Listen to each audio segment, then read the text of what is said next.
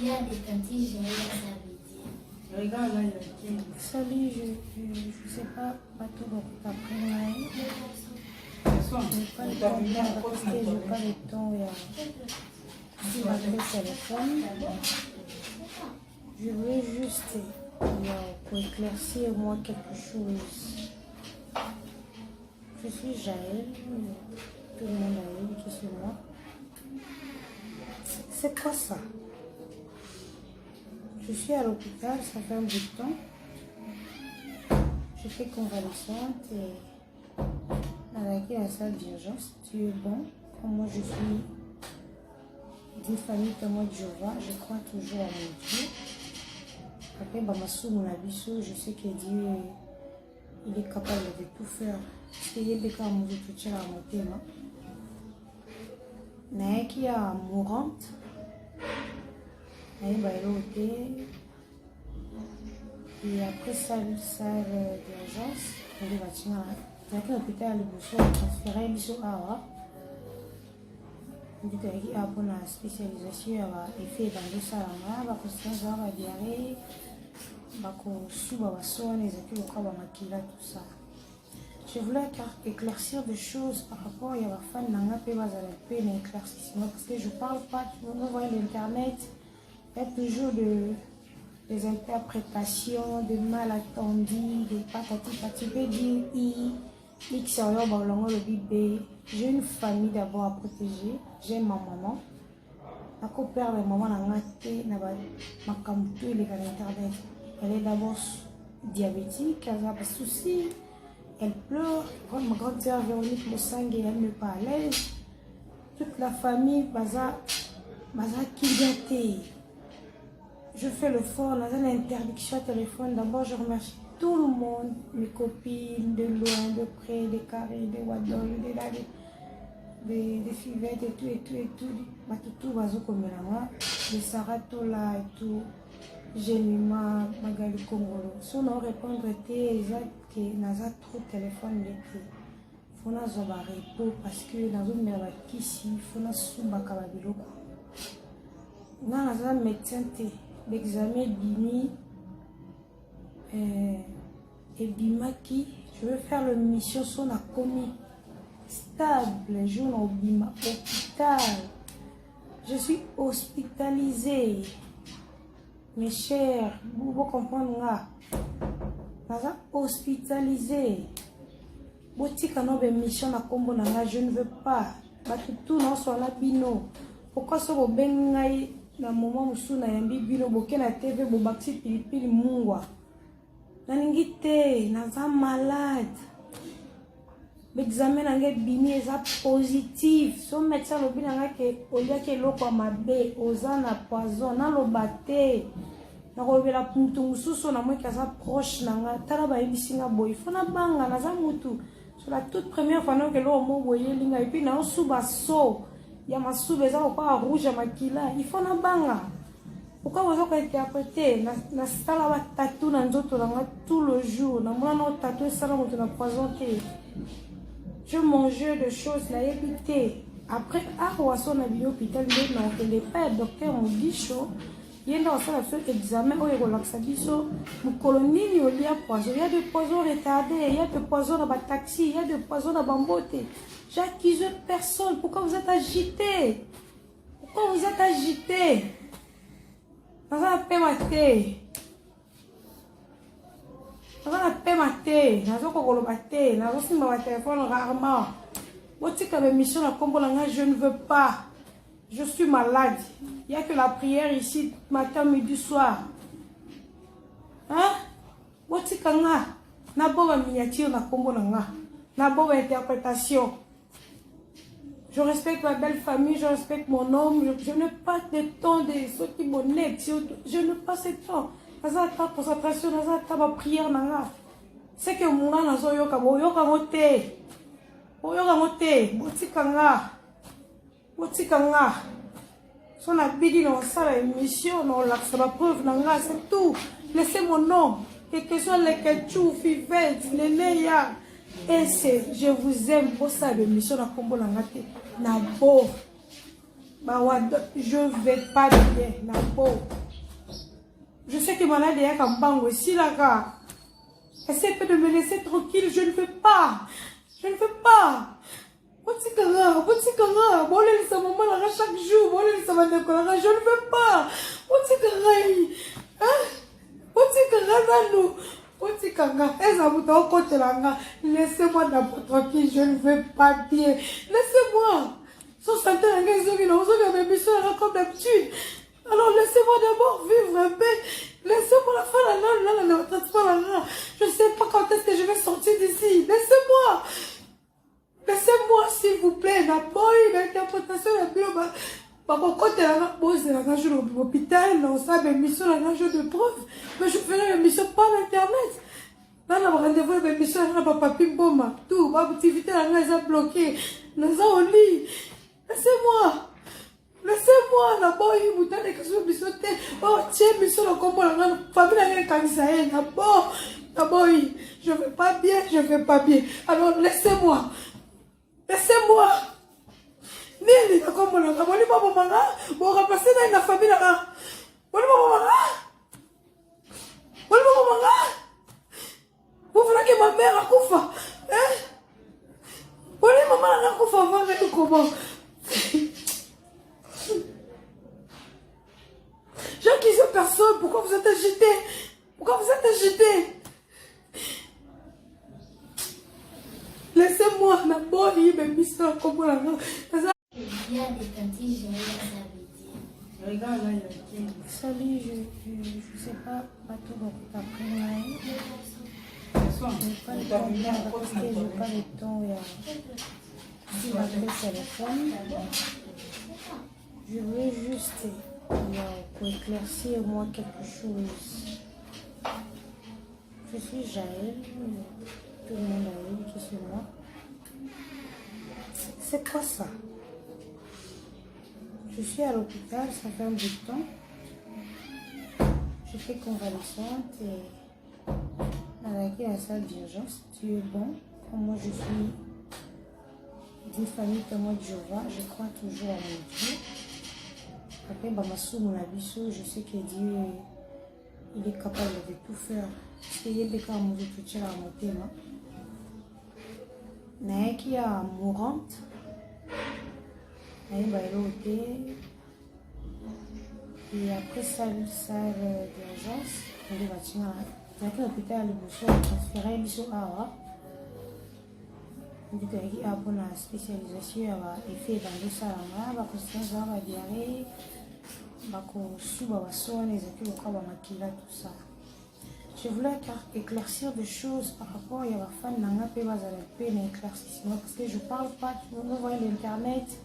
Il y a toujours des interprétations, des malentendus, des patati patati, X, j'ai une famille d'abord à protéger, j'ai ma maman.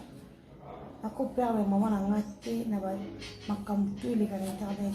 Elle est d'abord diabétique, elle a des soucis, elle pleure. Quand ma grande sœur Véronique Mosangue, elle n'est pas à l'aise.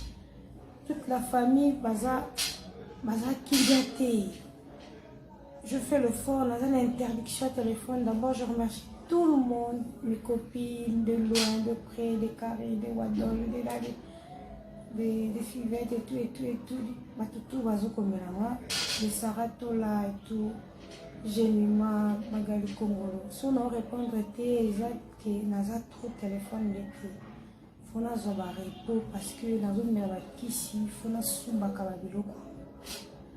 Dans un médecin l'examen Bimi et Bimaki, je vais faire la mission sur la commis stable, je au Bima hôpital. Je suis hospitalisée. Mes chers, vous comprenez là. Hospitalisée. Botika no be mission na kombo na je ne veux pas. Tout non soit la bino. Pourquoi ce bo bengai na moment musu na yambi bino boke na TV bo baxi pilipili mungwa. Na ningite naza malade.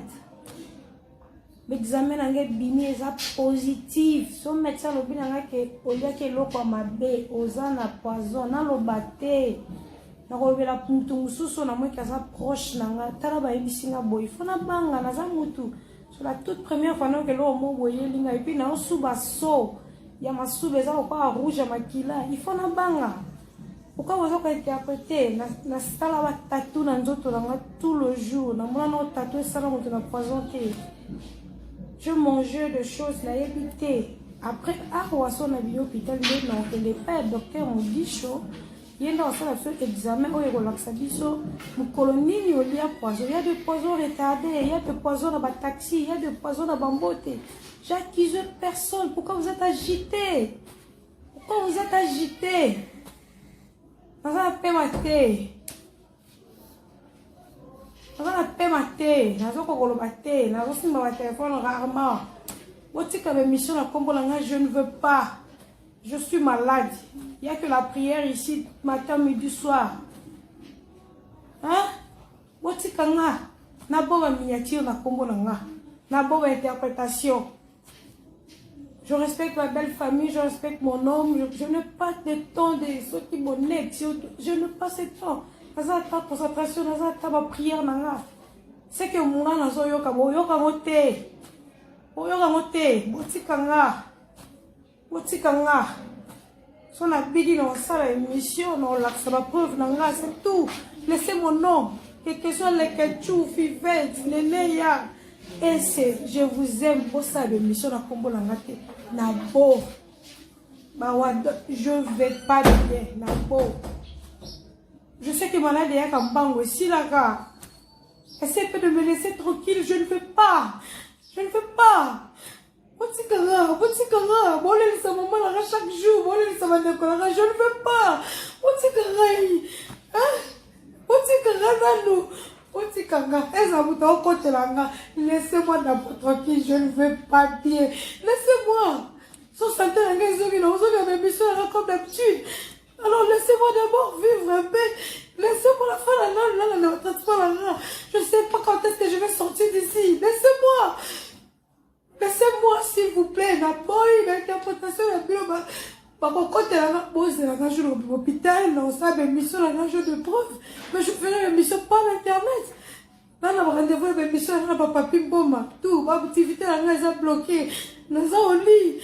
Laissez-moi, la boy, vous avez quelque chose de mission, oh, tiens, mission, la combo, la famille, la canisa, la boy, je vais pas bien, alors laissez-moi. Laissez-moi. Nini na kombo na ngaboni babo manga, bo remplacer na famille na. Boni babo manga. Boni babo manga. Vous voulez que ma mère akufa? Hein? Boni maman na akufa avant de comment? J'accuse personne, pourquoi vous êtes agité? Pourquoi vous êtes agité? Laissez-moi la bonne, il me mise dans le combo là.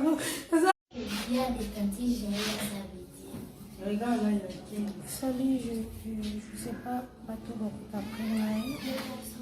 Je n'ai pas le temps de parce que je n'ai pas le temps de m'appeler téléphone. Je veux juste pour éclaircir moi quelque chose. Je suis Jaël. Tout le monde a vu qui c'est moi. C'est quoi ça? Je suis à l'hôpital, ça fait un bout de temps. Je fais convalescente et à la salle d'urgence. Dieu est bon. Comme moi je suis d'une famille témoin de Jéhovah, je crois toujours à mon Dieu. Après, je sais que Dieu il est capable de tout faire. Parce qu'il y a des cas où je peux tirer à mon thème. Mais qui est mourante, elle va aller et après salle d'urgence, elle va tirer à l'hôpital, elle va transférer à dit qu'il y a une spécialisation et fait dans le salon, il va constater la diarrhée, il va constater les études, tout ça.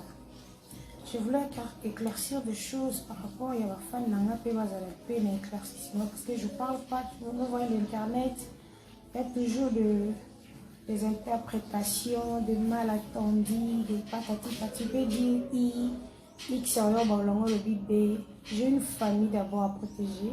J'ai ma maman. Ma copère de maman n'a pas été ma internet.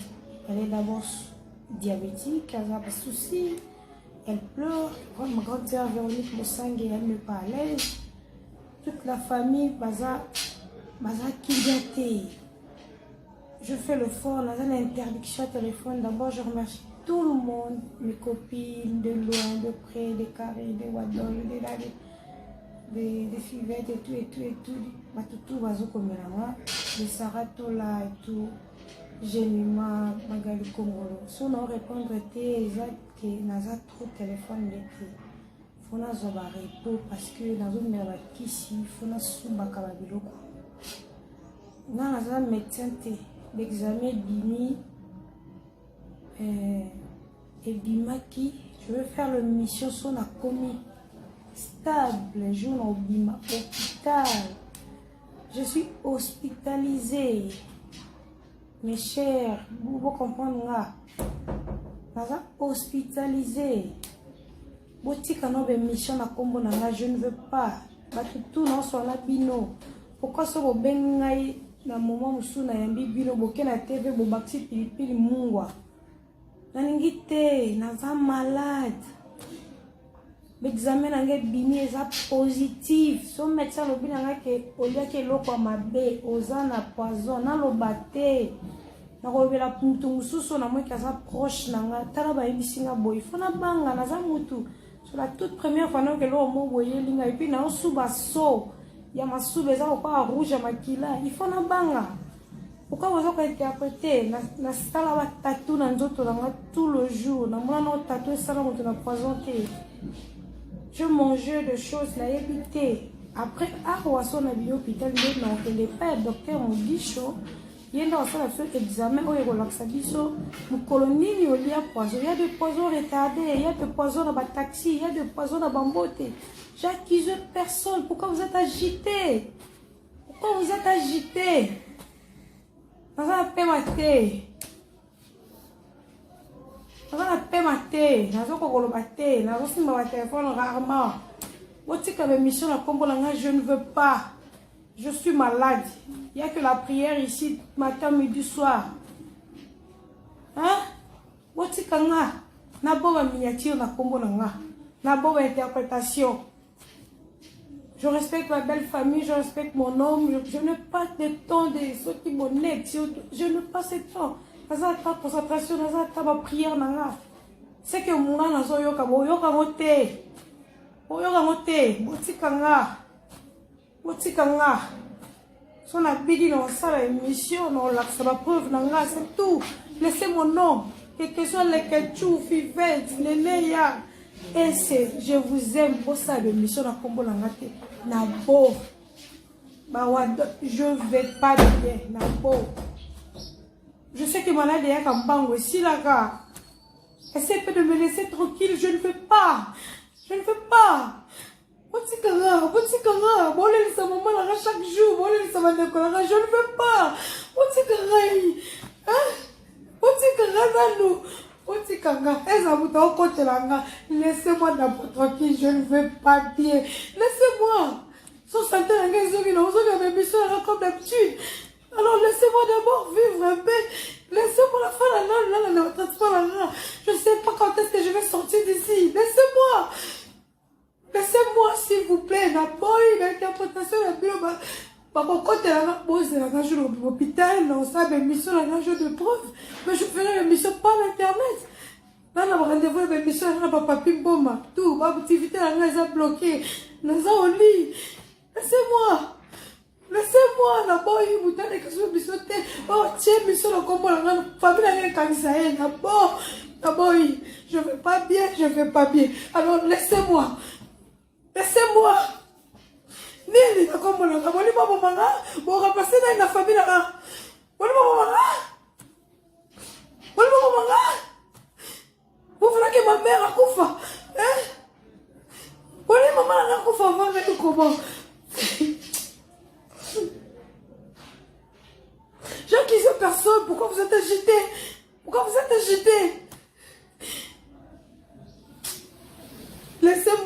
boy bebisa kombo na nga.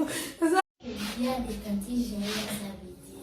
Regarde là, il y a qui. Salut, je sais pas tout donc après là.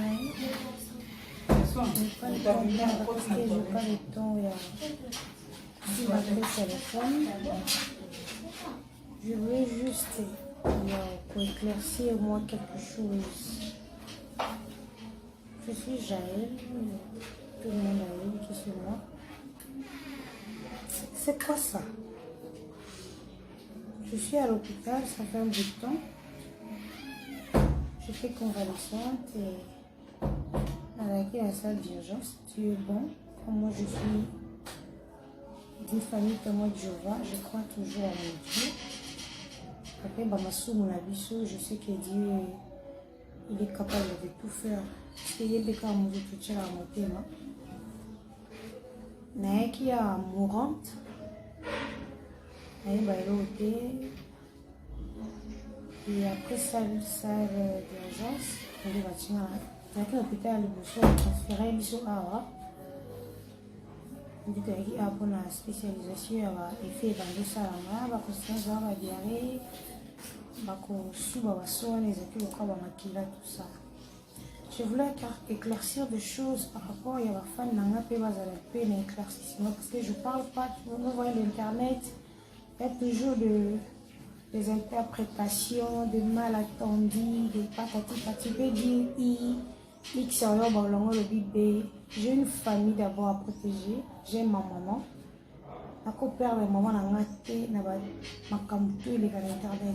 Elle est d'abord diabétique, elle a des soucis, elle pleure. Quand ma grande sœur Véronique le sang et elle n'est pas à l'aise. Toute la famille, baza kidnappée. Je fais le fort, dans une interdiction au téléphone. D'abord, je remercie tout le monde, mes copines, de loin, de près, des carrés, des wadol, des fivettes et tout. Tout bazo comme là, des saratola et tout. Génima, Magali Kongolo. Si on répondre, que naza trop téléphone l'été. Faut na zoba repos parce que nazo mera kisi, faut na suba kababiloko. Na naza médecin te.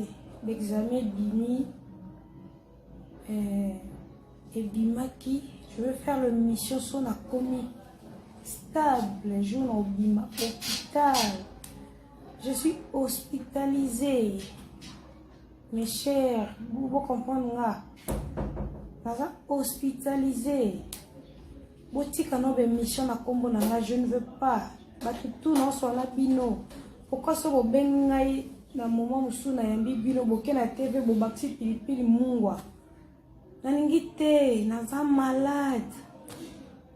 L'examen nangé bini eza positif. So médecin lobi nanga ke olia ke loko mabe ozana poison na lobate.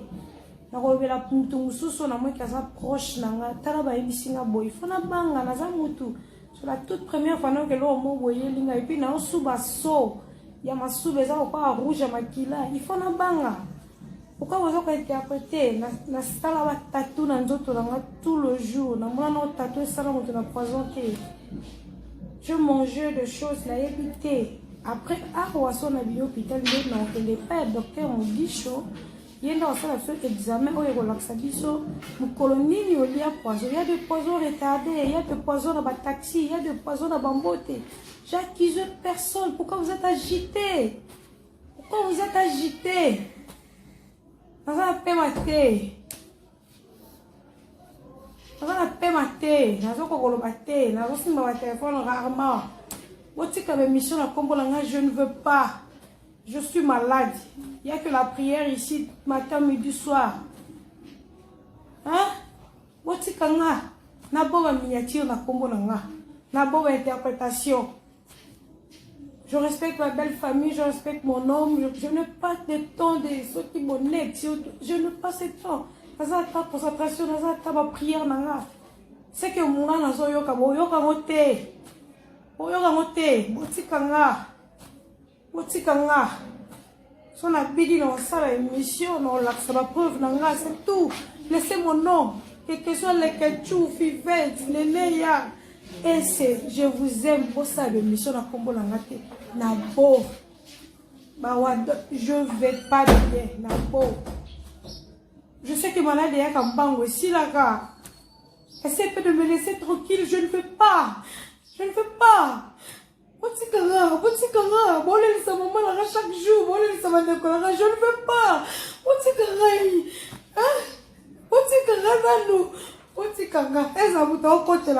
Laissez-moi d'abord tranquille, je ne veux pas bien. Laissez-moi. Sans santé, comme d'habitude. Alors laissez-moi d'abord vivre un peu. Laissez-moi la fin. Je ne sais pas quand est-ce que je vais sortir d'ici. Laissez-moi. Laissez-moi, s'il vous plaît. L'interprétation de la Bible. Je suis à l'hôpital, non, ça, l'émission, la jour de preuve. Mais je ferai l'émission par Internet. Là, on a rendez-vous avec l'émission, on a papi bomba. Tout, ma activité, on a bloqué. On a au lit. Laissez-moi. Laissez-moi, d'abord, il vous donne quelque chose de sauter. Oh, tiens, mission, on comprend la famille, on a un cancer. D'abord, je ne vais pas bien, je ne vais pas bien. Alors, laissez-moi. Laissez-moi. Nini nakomona ngaboni babo manga bo remplacer na famille na boni babo manga vous voulez que ma mère akufa boni maman na akufa va avec comment j'accuse personne. Pourquoi vous êtes agité?